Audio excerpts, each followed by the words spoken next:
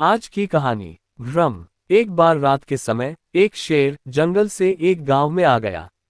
वह एक झोपड़ी के बाहर दीवार के साथ जा बैठा। उस समय उस झोपड़ी में एक 4 वर्ष का बच्चा जोर जोर से रो रहा था।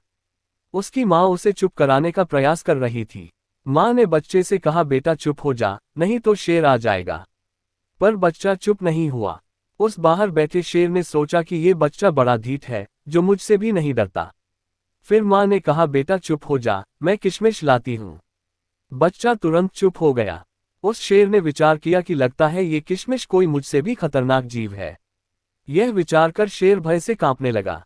संयोग से उस समय उसी झोपड़ी के छप्पर पर एक चोर भी छिपा हुआ था।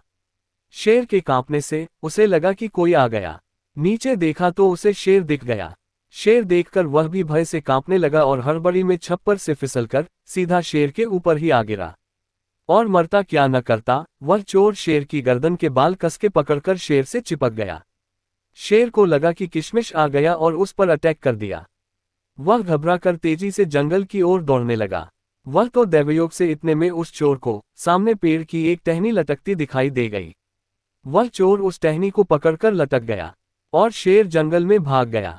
संत कहते हैं कि जब कोई मनुष्य उस शेर की ही तरह वस्तु को कुछ का कुछ समझ लेता है, माने जब मनुष्य को वस्तु में वस्तु का भ्रम हो जाता है, तब उसके स्वरूप पर आवरण पड़ जाता है और वह यूं ही अपना बल भूलकर बिना किसी बात के भयग्रस्त हुआ मारा मारा दौड़ा करता है।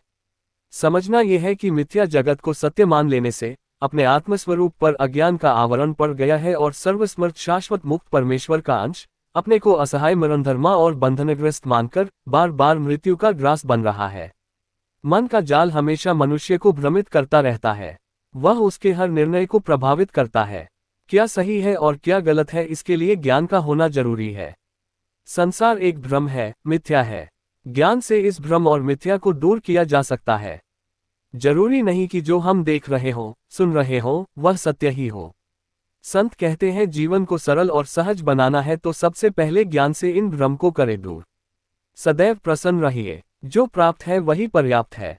जिसका मन मस्त है उसके पास समस्त है। अहिंसा परमो धर्म।